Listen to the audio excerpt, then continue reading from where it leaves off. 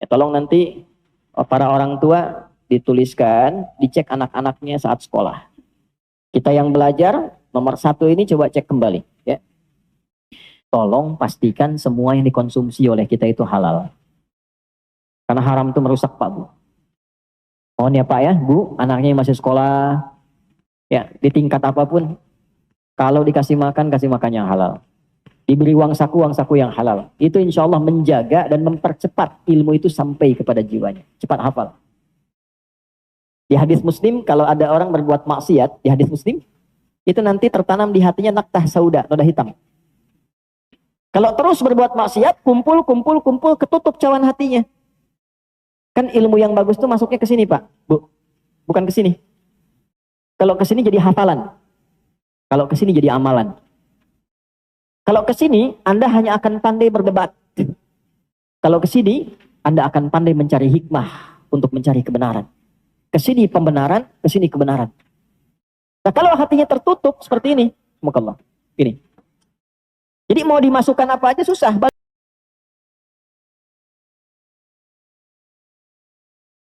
Sehingga Anda bisa cek hampir semua komentar para sahabat yang belajar dari Nabi SAW, komentarnya itu selalu 3 bagian ini.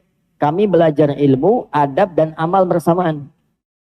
Misal, hadis-hadis tentang riwayat Al-Quran, seperti hadis yang didokumentasikan oleh Imam Al-Bukhari, di dalam kitab sahihnya nomor hadis 5027.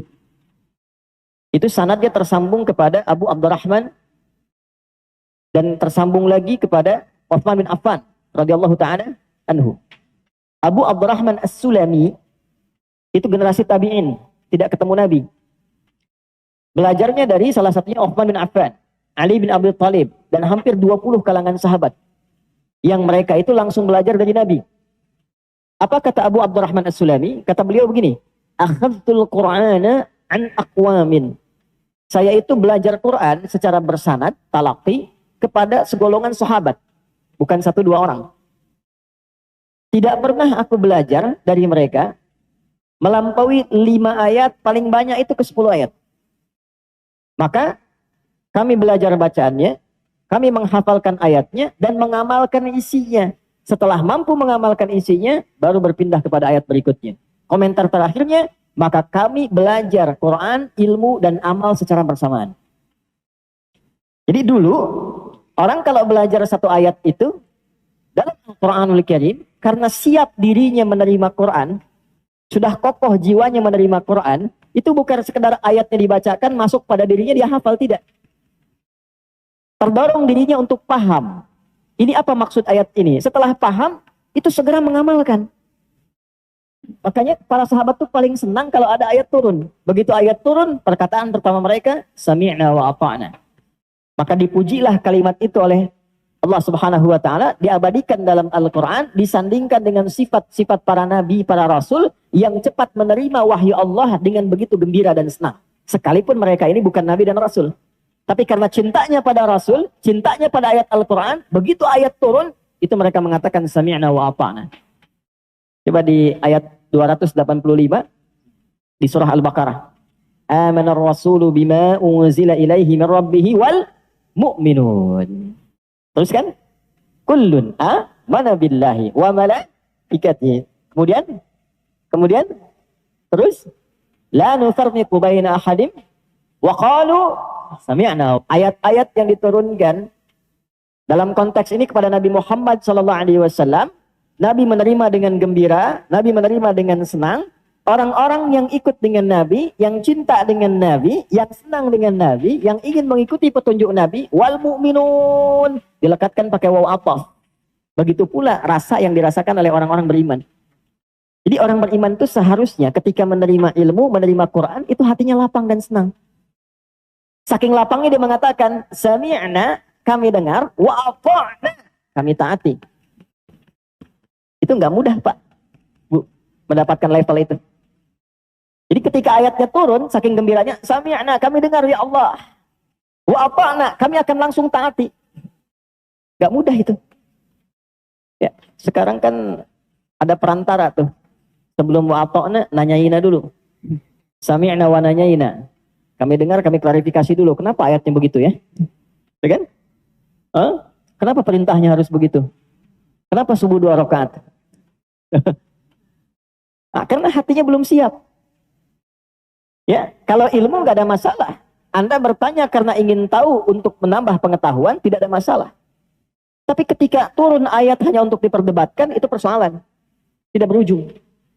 Nah, oleh karena itu, penting bagi setiap penuntut ilmu itu menyiapkan dirinya, menyiapkan hatinya, menyiapkan akalnya, sehingga ketika ilmu disampaikan, keberkahannya luas. Bukan hanya pandai untuk dihafal, tapi juga mudah untuk dipahami dan diamalkan dalam kehidupan.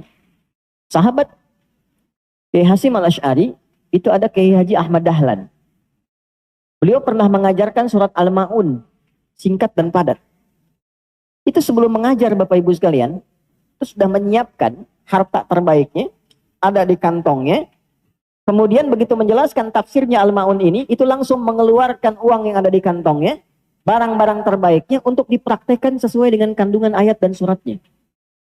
Ara'aital ladzi yukadzibu bid-din, fadzalikal ladzi yad'ul yatim wa la yahuddu 'ala ta'amil miskin. Fawailul lil alladzina hum an salatihim alladzina hum wa yamna'unal ma'un wa yamna'unal ma'un, dan enggan memberi, share, berbagi dengan apa yang paling berguna. Maka beliau mengeluarkan yang paling berguna di kantongnya, langsung kemudian disiapkan, dibagikan sesuai dengan spirit ayatnya. Dari situlah lahir panti asuhan.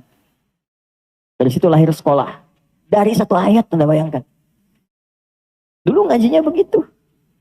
Nah, kita kehilangan itu. Ya ayyuhalladzina amanu la yasraqu minkum. Hei orang-orang beriman, jangan saling mencela. Buktinya banyak mencela. La yang taba'dukum ba'da. Jangan banyak bikin hoax. Bikin hoax juga. Berarti ada yang kurang itu. Padahal ayatnya hafal.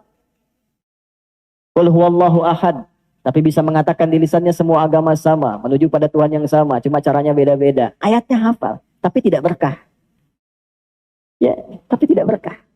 Berarti ada yang keliru. Pintar iya, tapi berkah belum tentu. Nah, untuk itu, dalam rangka menyiapkan hati, jiwa dan pikiran kita supaya benar menerima ilmu, maka para ulama merumuskan petunjuk-petunjuk Nabi. Dilihat di ayat, dilihat dalam hadis, dikumpulkan itu menjadi panduan yang bersanad dari sejak dulu. Diterima dari sahabat, sahabat menyampaikan pada tabi'in, tabi'in, tabi'ut tabi'in, terus. Alhamdulillahnya para ulama mengumpulkan itu dalam buku yang mereka kemudian tuliskan, disampaikan kepada kita.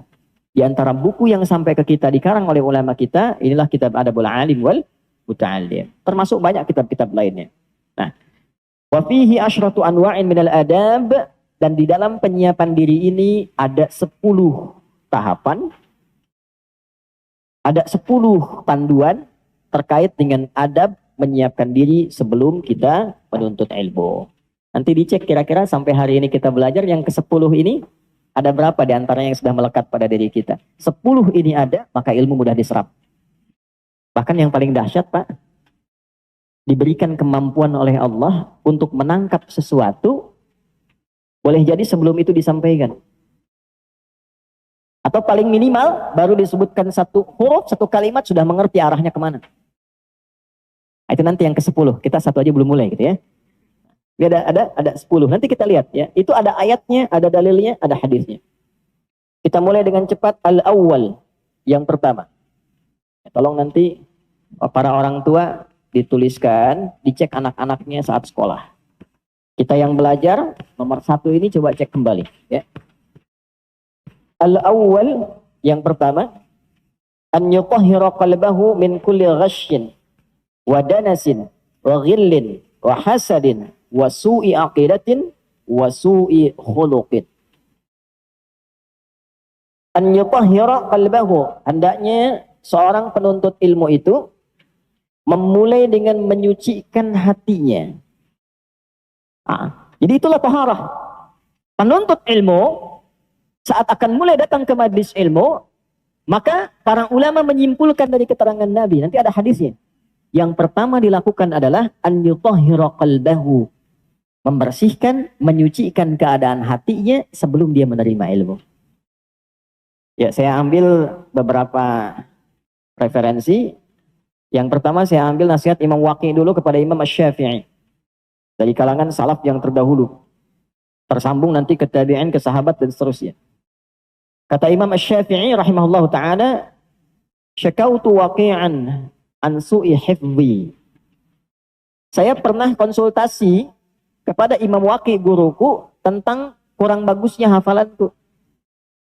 Kira-kira kalau Imam Syafi'i kurang bagus hafalannya sebagaimana ya?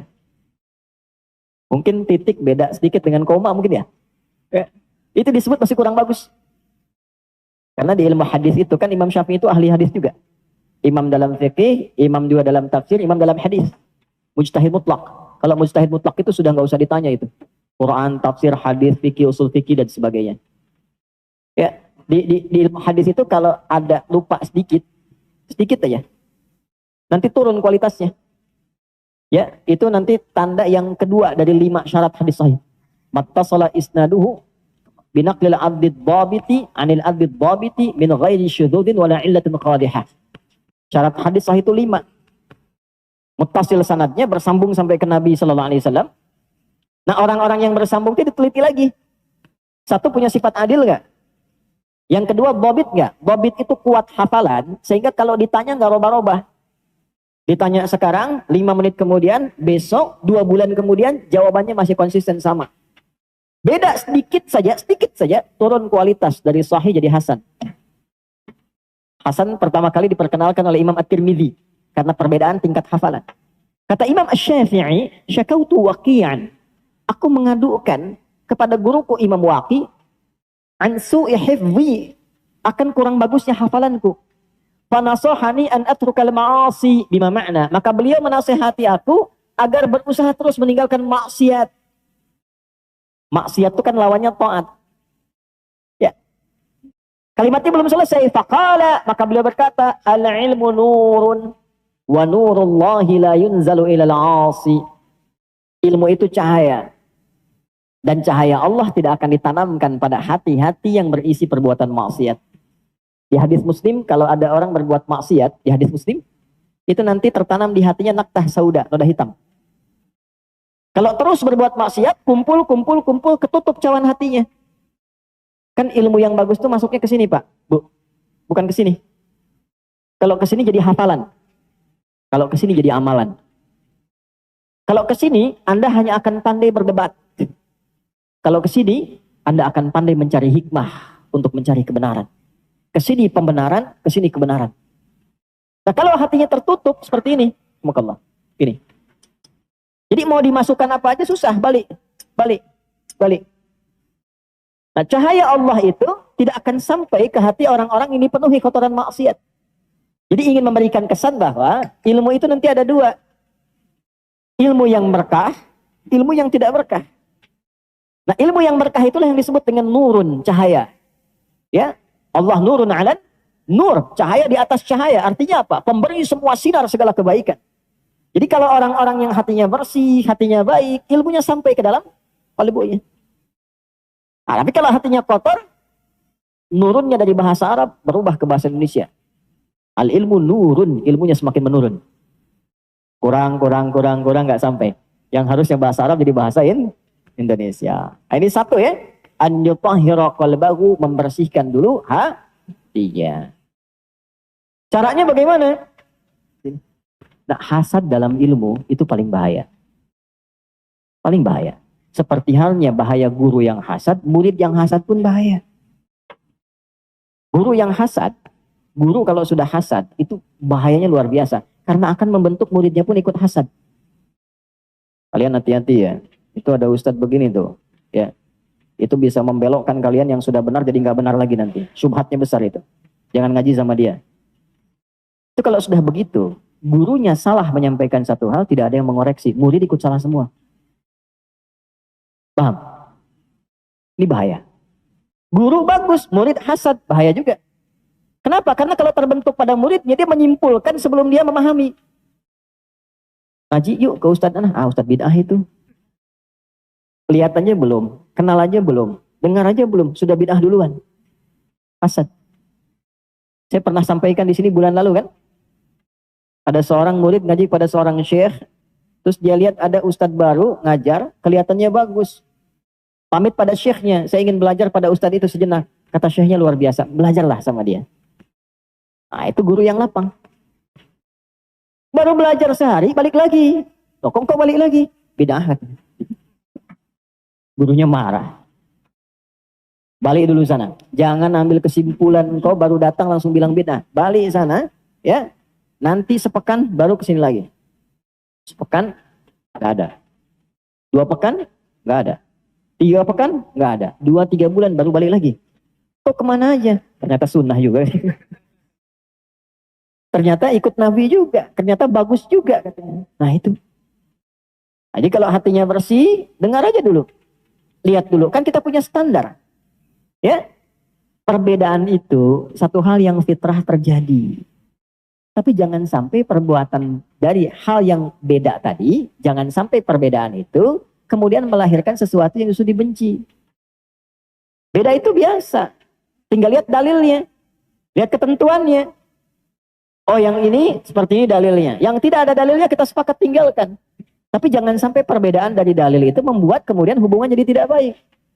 Justru keluar dari nilai-nilai keislaman. Islam datang itu kan membuat silaturahim menyatu. Kenapa ini terpecah? Coba lihat. Kok bisa sama-sama ngaji tapi saling mencela? Kok bisa ya? Bisa gak tunjukkan pada saya ayat yang mana yang dipakai itu? Hadis yang mana yang diamalkan? Ngaji tapi sama-sama mencela. Saling menjatuhkan, mencari kesalahan. Padahal kita punya ayat fatabayyanu, saling duduk sama-sama, koreksi diri, mengecek. Ini kok yang ada berbantah-bantah, saling tuduh, saling jatuhkan. Yang paling tidak elok itu sudah tidak punya kemampuan menyoal orang yang punya kemampuan. Ya. Dan itu dapat dukungan, itu kan luar biasa gitu. Ada yang kurang sehat itu. Ya. Sakit berjamaah jadi akhirnya itu. Di sini kan babnya ini ya. Wasu'i aqidatin wasu'i khuluqin. Dan keyakinan yang salah. Dan perilaku yang keliru. Tadi sudah kita terangkan. Ya.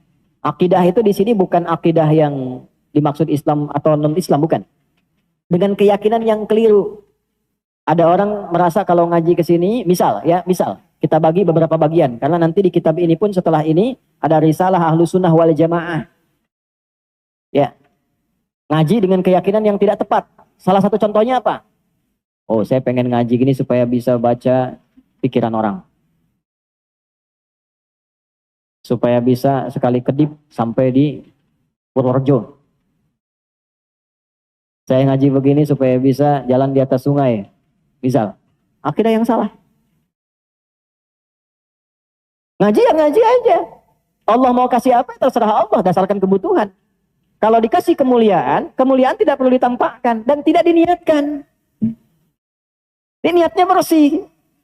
Supaya dapat ilmu, supaya meningkatkan iman. Ketika Allah naikkan ilmu dan imannya, terserah mau dikasih kemuliaan apapun. Yarfa'illahu alladhina amanu minkum walladhina utul ilma darajat. Darajatnya terserah Allah, mau dikasih apapun. Apakah diberikan firasat yang kuat? Diberikan oleh Allah petunjuk si fulan lagi gelisah begini. Datang seseorang kepada seorang mufti. Dia bertanya apakah ada taubat untuk seorang pembunuh. Kata mufti ini tidak ada taubat. Dia pergi lagi. Sekejap datang lagi yang satu. Dia bertanya apakah ada taubat bagi seorang pembunuh. Kata mufti ini ada. Orang bingung jemaah. Syekh kenapa Anda jawab yang pertama tidak ada taubat, yang kedua ada taubat? Karena yang pertama saya lihat matanya, sorotnya begitu tajam. Ada aura kemarahan pada dirinya. Tangannya itu menggenggam begini seakan menghunus pedang. Maka saya menduga, saya berfirasat dia akan berbuat sesuatu yang tidak baik. Saya cegah dia sebelum melakukan itu. Gak ada taubat. Yang kedua, dia datang dengan aura penyesalan yang dalam. Matanya sayu, tertunduk rapuh. Tangannya lemas, seakan-akan dia telah melakukan perbuatan yang tidak bagus dan dia ingin kembali pada jalan yang baik. Maka saya katakan ada taubat bagi seorang pembunuh. Tuh. Mufti itu begitu. Makanya kalau nanya sama Ustadz, yang penting-penting jangan via WA. Nggak kelihatan emojinya, ekspresinya. Kadang-kadang disamarkan, padahal dia pelakunya. Gitu kan? Biar kelihatan, kecuali Ustadz-Ustadz yang khusus yang memang mengerti keadaan. Ada yang dikasih anugerah demikian itu. Ya, min ladunna ilma, dikasih satu ilmu oleh Allah dengan kondisi tertentu. Tapi kalaupun ada murid belajar, mendapatkan syekhnya punya keutamaan, jangan diniatkan seperti itu. Itu su'i akidah. Ya, nanti ujung-ujungnya kalau begitu konslet pada ujungnya. Yang penting sudah terkoneksi, nah, sholatnya enggak. Kata Syekh Hashim nanti di kitab Risalah Ahlussunnah wal Jamaah, kalau Anda menemukan sosok yang mengatakan dan menyimpulkan hatinya sudah bersih, saking bersihnya terkoneksi dengan Allah sehingga nggak perlu sholat lagi. Ya, Pak Kiai ini sudah waktunya duhur, kenapa nggak sholat? Oh, Pak Kiai ini raganya di sini, jiwanya sedang sholat. Nah itu kata Kiai Hashim itu dolalah, itu bid'ah itu. Beliau yang bilang di kitab ini. Ya, jadi kalau sudah meninggalkan syariat, syariat itu kan standar yang pokok. Kalau sudah nggak sholat, kelihatan nggak sholat itu pasti masalah. Nah, semua akidah itu keyakinan yang tidak benar. Jelas? Nah, nanti terapan yang paling sederhananya, yang tadi saya contohkan. Datang dengan su'ul adab, di antara su'ul adab apa su'ul akidah dengan berkeyakinan bahwa Ustadz itu udah salah duluan, Kiai itu sudah nggak benar duluan, belum nanya sudah menyimpulkan. Nah, ini juga bahaya. Kemudian su'ul khuluq. Ya sudah, buruknya pekerti. Ya. Adabnya hilang. Kalau sudah khuluq ke perilaku ini, keterapan bagian tubuh. Nah biasanya ini tergantung budayanya masing-masing. Misal, kalau di Timur Tengah, Syekh dengan murid itu keakrabannya ditandai dengan budayanya yang khusus. Misal, salamannya biasa, tapi kadang kepalanya dicium begini. Ya. Termasuk kalau ada orang tua yang sepuh misalnya, perempuan, kelihatannya soleh, bagus, anaknya baik, itu yang orang tuanya yang sudah sepuh, yang sudah tidak haid lagi, sudah menopause, mohon maaf, yang sepuh, itu datang ulama itu bisa cium kepalanya begini. Di Timur Tengah itu sudah adat. Ya. Datang murid, laki-laki, pengajar, laki-laki, murid datang ke akraban. Ya. Salamannya mungkin biasa begini, tapi kepalanya bisa dicium, bisa dipeluk, bisa salaman sambil pipi kanan, pipi kiri, gitu kan? Itu tradisinya. Sebagai adab, khuluq. Di kita berbeda. Ada yang di kita itu ulama mengajarkan kita dengan adab yang luar biasa, dan itu punya sanad tersambung sampai ke Nabi. Salah satunya apa? Cium tangan. Nah, itu diantara khuluq, adab. Dan itu ada sanadnya. Nabi keluar dari masjid, para sahabat mengejar Nabi, kemudian mencium tangan Nabi SAW. Bukan karena konteks kemanusiaannya, bukan. Karena kemuliaannya, ketakwaannya, karena adabnya. Dan dengan adab itulah mudah ilmu diterima. Jadi kalau khuluq, silahkan terapkan di tempat masing-masing. Anda ke Timur Tengah, ketemu Syekh Timur Tengah, cium tangan begini, dia tidak terbiasa. Dia akan katakan, jangan cium tangan begini, peluk aja. Karena adatnya begitu. Ya, di kita mungkin berbeda. Begitu ketemu dengan guru misalnya, syekhnya, dia cium tangan, adabnya seperti itu. Nah, mesti belajar sampai ke situ. Saya lihat ada beberapa konten tuh yang tidak tepat. Adat di Timur Tengah dibawa diterapkan ke sini. Dalam konteks khuluq nggak sama. Sehingga menjadi suul adab. Temu kiai, ini orang ngaji juga belum pernah, baca Quran belum lancar, andalkan terjemahan, ketemu dengan ulama yang sangat luar biasa, kiai besar dan sebagainya, salaman pengen begini. Anak kebayang nggak? Anak TK, anak SD diajarin salaman begini kepada orang tua yang di atasnya. Kan di adat kita tidak masuk. Al-adatul muhakkamah di usul fikihnya. Tradisi itu menjadi hukum sepanjang dipandang baik oleh agama. Syekh Sudes waktu ketemu seorang khattat, penulis mushaf Quran, itu tangannya dicium oleh beliau. Karena tangan itu digunakan untuk melayani Al-Quran. Sanadnya ada. Nah, jadi jangan berdebat pada sesuatu yang remeh, yang tidak penting. Oh ini nggak ada dari Nabi salaman begitu. Bukan mengkultuskan, itu adabnya kok. Khuluq. Jelas ya? Nah. Halo, kenapa pada diam begini? Ya? Nah. Jadi sanadnya ada, hadisnya ada, prakteknya ada, dan dilihat juga bagaimana kearifan lokalnya yang dibenarkan oleh agama. Jadi ini bukan perkara, agama tidak mengajarkan dunia. Bukan. Coba adat Timur Tengah, pakai di sini. Belum tentu diterima. Ya. Ada kiai ngajar, habis itu cium nenek-nenek di belakang, dihujat dia habis tuh. Ya kan? Kan nggak sama. Anda pakai sarung di sini ngaji, bagus. Pakai sarung di Libya sana. Subuh-subuh itu disuitin sama orang. Karena cuma baru dua kategori. Subuh-subuh pakai sarung.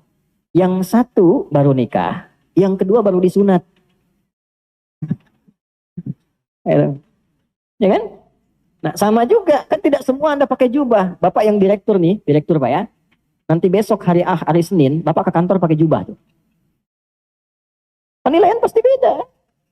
Ya di Timur Tengah biasa, ke kantor pakai jubah, biasa. Ke pasar pakai jubah, biasa. Pakaiannya demikian. Sama juga, ada adat-adat perilaku. Masuk ke majelis ilmu bagaimana? Ada yang diatur, ada yang sesuai tradisi yang dibenarkan oleh agama. Itu nggak ada masalah. Ya, jadi anak kecil, anak-anak, Bapak Ibu ajarin aja. Ajarin ke orang dewasa, salaman, anak ke ibunya cium tangan, ke bapaknya cium tangan. Ya, ketemu orang dewasa, cium tangan yang baik. Kami di sekolah dari KB diajarin tuh. Tangannya dua begini, pegang yang bagus, cium begini. Sebagai tanda penghormatan. Dan niatkan untuk menaati Allah dan Rasul melalui orang tua ini. Birrul walidain. Itulah adab. Ya. Jamnya hilang jadi nggak kelihatan nih, masih ada waktu. Masih ya, kita ambil 15 menit lagi ya. Liyasluha bidzalika liqabulil ilmi wa hifdhihi wal ittila' ala daqa'iqi ma'anihi wal fahmi li ghawamidhihi. Kenapa adab-adab ini penting dihadirkan sebelum belajar? Perhatikan dampaknya.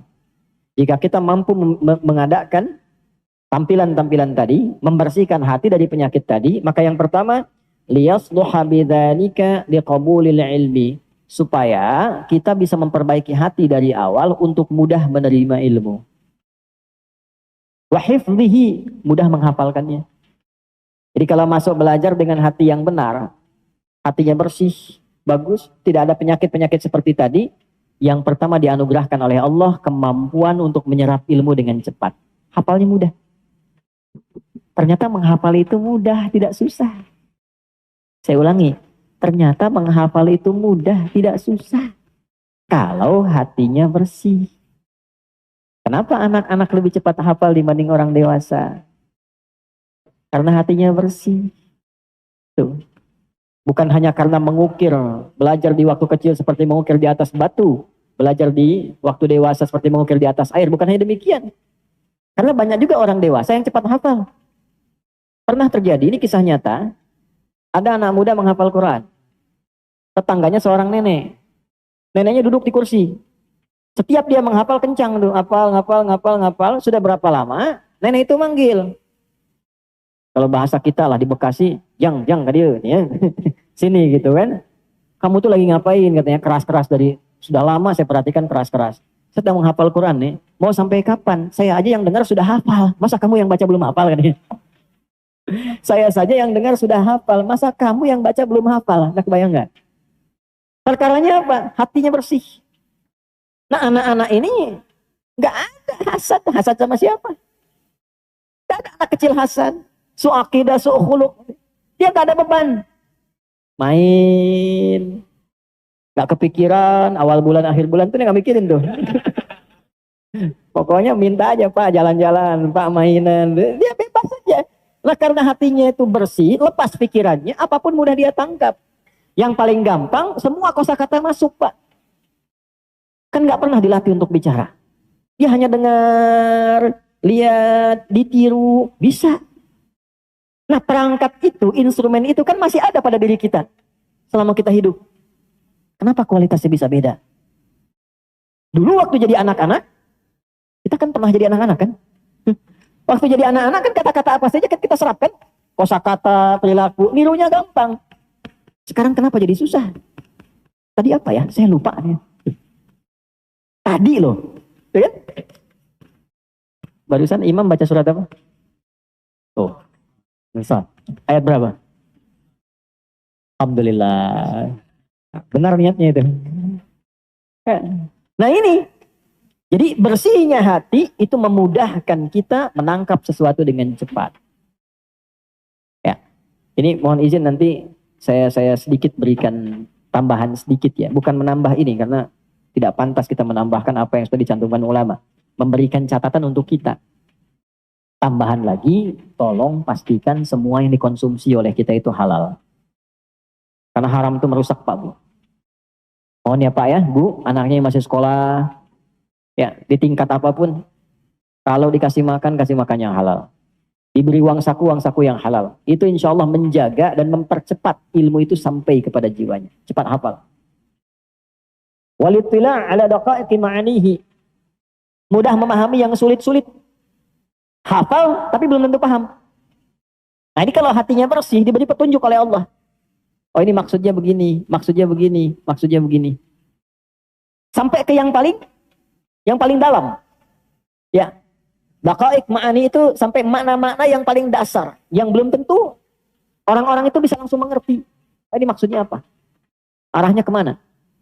Contoh. Apa di Al-Baqarah ayat kedua itu? Dzalikal kitabu la raiba fihi hudal lil muttaqin. Kalau Anda baca terjemahan, ini contoh ya. Diterjemahkan kitab ini tidak ada keraguan di dalam.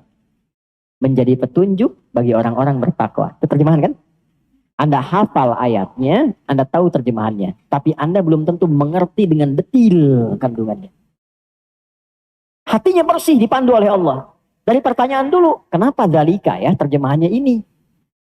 Dzalika terjemahan dalam bahasa Arab itu menunjukkan pada mana jauh itu. Kalau dekat, hadza.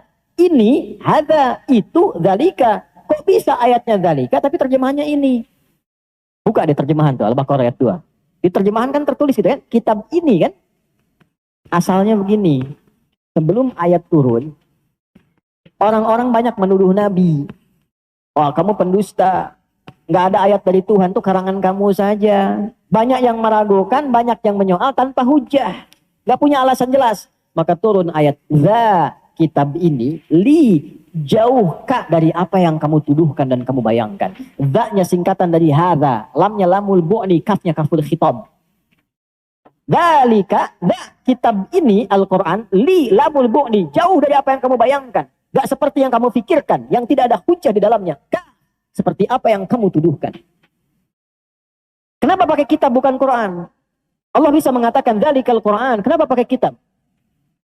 Kitab itu menunjukkan sesuatu yang tersusun dengan sempurna.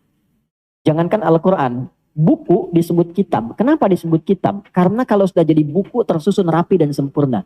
Ada pendahuluan awal, ada pengantar, ada akhir. Disebut kitab karena sempurna. Seakan Allah mengatakan kitab ini sempurna. Tidak ada celahnya. Tersusun dari awal sampai akhirnya. Jauh dari apa yang engkau tuduhkan. La raiba. Kenapa nggak la syakka? Raib itu punya 3 arti. 3 arti. La hujjata. Wala hajjata. Tidak ada tuduhan di dalamnya. Tidak engkau punya hujah untuk menyoalnya dan tidak punya alasan engkau untuk menyoalnya. Jadi kamu itu orang aneh kata Allah.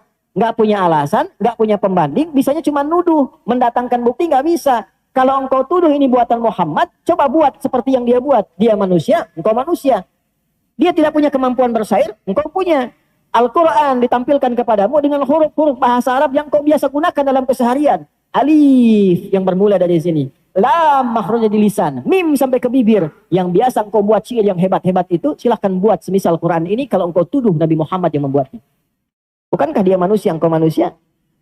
Kalau engkau katakan ini produk seorang manusia, engkau pasti bisa. Silahkan bikin. Makanya nanti ketika masuk ayat ke-23 sampai 24 itu tantangan untuk membuat satu surat aja, nggak usah banyak-banyak. Jangan kepikir Al-Baqarah, Al-Kautsar kan pendek. Ya. Nah itu gambarannya. Nah ini daqaiq ma'ani. Jadi kalau hati bersih itu dibimbing. Ya, hudal lil muttaqin, kenapa pakai muttaqin dan seterusnya. Itu ada artinya. Semua harokat di Al-Qur'an sampai ke titik itu ada maknanya. Ada maknanya. Al-Qur'an intisarnya di Al-Fatihah. Al-Fatihah intisarnya di Bismillahirrahmanirrahim. Bismillahirrahmanirrahim intisarnya di huruf ba. Ba itu intisarnya di titik. Jadi kalau orang sudah lihat titik, dia bisa langsung ingat Allah. Kapan itu terjadi? Kalau hatinya bersih. Ya. Jelas?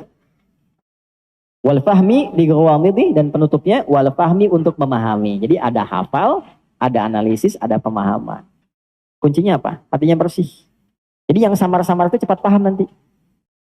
Ya. Kenapa ini Allah bacanya Allah mabaid? Kenapa di ini wajah tuh?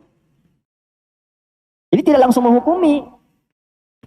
Wayang wajah tuh ini NU, pembangkit Muhammadiyah, kalau enggak Persis, ya Salafi dan sebagainya. Tidak begitu.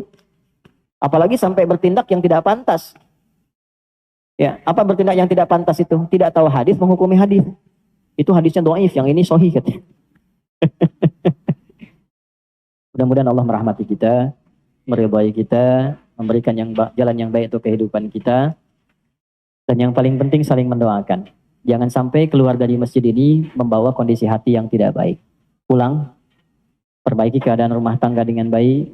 Pulang, perbaiki keadaan hubungan sosial dengan baik. Dan semoga Allah menjadikan kita termasuk golongan orang-orang baik. Allahumma taqabbal minna innaka antas sami'ul alim. Wa tub alaina innaka antat tawwabur rahim. Allahumma ati anfusana taqwaha. Wa zakkiha anta khairu man zakkaha. Anta waliyuha wa maulaha. Rabbana atina fid dunya hasanah. وفي الآخرة حسنة وقنا عذاب النار صلى الله على سيدنا محمد وعلى آله وصحبه أجمعين وآخر دعوانا سبحانك اللهم ربنا وبحمدك نشهد أن لا إله إلا أنت نستغفرك ونتوب إليك والحمد لله رب العالمين السلام عليكم ورحمة الله وبركاته